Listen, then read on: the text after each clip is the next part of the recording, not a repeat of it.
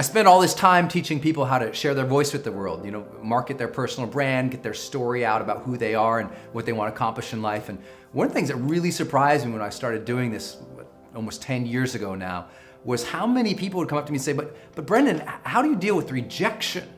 And these were often adults, which really blew my mind because I was a really young guy back then, and it'd be 45, 55, 65-year-old folks saying, well, Brendon, how do you deal with rejection? I thought, what do you mean? And there would be this insecurity in their voice as they asked that question. And I thought, wait, you're an adult and still struggling with ideas about rejection?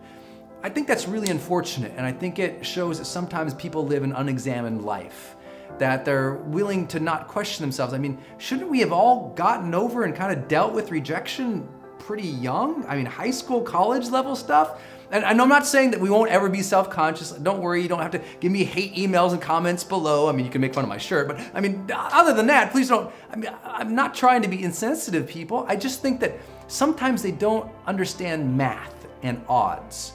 That we think rejection is this thing that happens all the time. So what happens is so many people guide their life based on this fear that they're going to be rejected, so they don't take action, they don't start new things, they don't chase their dreams because they're worried what other people are going to think, that they're going to be rejected and deemed unworthy or unlovable or not adequate in some way or another. And you think, well, that's so sad. Because rejection, the actual form of rejection that shapes people's identity and hurts them, happens so rarely. And if you don't believe it, then that's an internal fear, not the reality of the universe. And let me prove this to you just with some basic data. I've traveled around the globe, well over, most of the globe now. And here's what I find out over and over and over again when I speak to audiences. I always do this little simple activity where I say, if you've ever been rejected in a way where it hurt, it hurt and formed and shaped your identity in a way. I mean, it was a significant hurt that you felt it, and it changed how you felt about yourself and what you might want to go and accomplish in the world. If you've ever felt that before, would you raise your hand? Everyone raises their hand. I say, well, if you've ever been rejected by, let's say, 3 people who really rejected you in that way, that you were really, just shot down, hurt, and it changed who you are and what you wanted to accomplish in life. How many's ever happened that with 3 people? A bunch of people raise their hand again. And I start escalating that number from 3 to 5 to 7 to 10 to 15 to 20 to 30. Here's what's amazing. I've done this all over the world with audiences with thousands of people in them, okay? Thousands of people. Here's the average across all those audiences all around the world, doesn't matter the culture, the average number, about 7. So anywhere between 5 and 7, meaning people say between 5 and 7 people hurt their feelings enough with a real rejection, not one of those, well, I'm sorry, I can't go out with you, I'm washing my hair stuff. Somebody where they really criticized you and rejected you in a way that hurt. The average person says 5 to 7 people rejected them like that. Now, there are some people who have more than that, but I'm saying the average is 5 to 7. And yet, so many people, when I ask, well, how many of you are so scared of rejection, almost everyone raises their hand.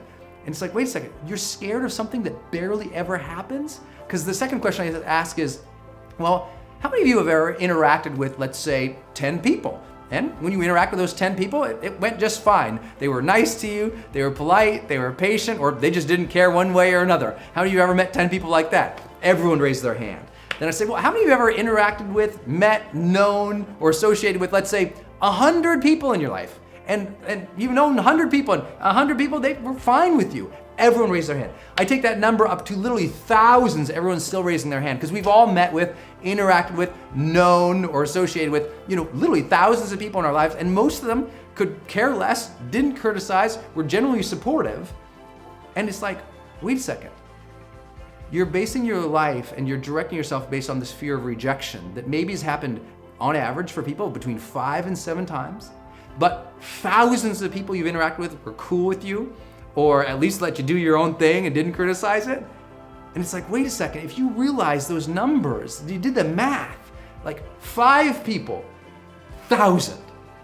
5 people aren't supportive of you, but 1,000 were and were fine with you. You think about that math for a second, automatically, statistically, mathematically, 5 out of 1,000, these are the freaks. They're the oddities, they're the weirdos. They don't make computational sense over here. You're worried about what the minority, the tragic minority in that sense, 5 out of 1,000? You've got 1,000 people who got your back. You could storm these 5 people, right? So you have to realize that rejection actually barely ever happens. We fear it because when we were young and it happened, it felt so real and so big. But come on, as we get older, we have to gain that greater sense of awareness and maturity that says, you know what? I am my own person. I'm gonna be myself regardless. And some people say, well, Brendon, you can't expect that from people because they have so much fear. It's like, why does fear get so much credit? I mean, because people also have so much power. People have so much strength.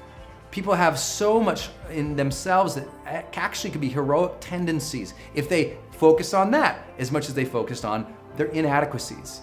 So why are we giving everyone a buy card and saying, oh, it's okay that you're still scared of rejection? I don't think that's okay. I think it's rather we should say, let's have a higher ambition for ourselves as human beings to allow ourselves the freedom to be who we are, to genuinely express ourselves. Yes, will some people criticize it? Absolutely. Some people are gonna criticize this video and be like, oh man, I hate your shirt, your hair looks bad, you're really white, and what's your deal? You know, everyone's gonna say something. So what? I'm not gonna limit my service or my message to the world based on what other people think. And by the way, who are we fearing the most anyway? Usually the people we fear are the harsh critics. But let's talk about the harsh critics. Who are they, right? Most harsh critics, unless they're paid to be critics, are just jerks. And we really don't need to listen to them. But why are people critical? Most people are critical just for maybe 4 reasons. The first reason is self-boasting. Like most critics, they're braggarts. They like to say, you're not good enough, I do a much better job. Well, fantastic, good for you. Go do a better job out of my vision, please, right? It's like, don't worry about the self-boasters and the narcissists. You don't need to be concerned about them. They have nothing to add to the direction in which you're going in your life, right? So just focus on your own thing. Don't worry about the couch critics or the apathetic advisors on the sidelines of life. They really have nothing to contribute to you unless you've asked for constructive feedback, and don't worry about it. Don't worry about it. You know, I think the second reason people become critics often is because it's self-protection.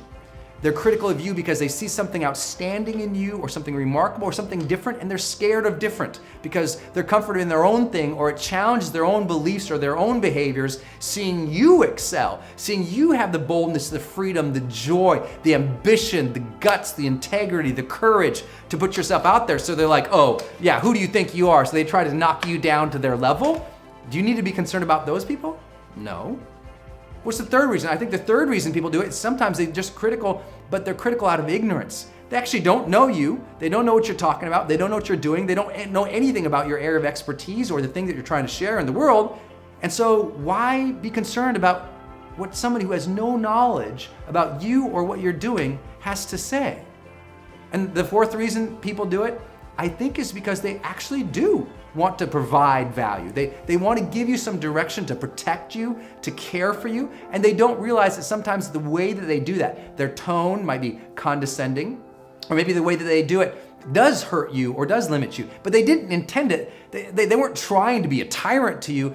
They're just maybe a little unconscious or lack some emotional or social intelligence. For those people, pity them. But the rest of them, ignore them. You know, I think give some of those people who are trying, give them patience and pity. The other ones, don't give them patience and don't give them a time and attention. And that sounds harsh to say, and I'll be criticized for it, of course, but that's what I believe, so I'm gonna say it. You know, I want you to go say what you feel like with the world. Go give yourself to the world without concern about what the world thinks about you so much, because if you don't, if you limit the expression of who you are and what you have to give in the world based on a couple people who might criticize you, what have you done? You've sunken below the lowest common denominator of mankind. If we all shrunk in our ability to serve because what some people might think, where would we be as humans? Go out and be great and never apologize for it.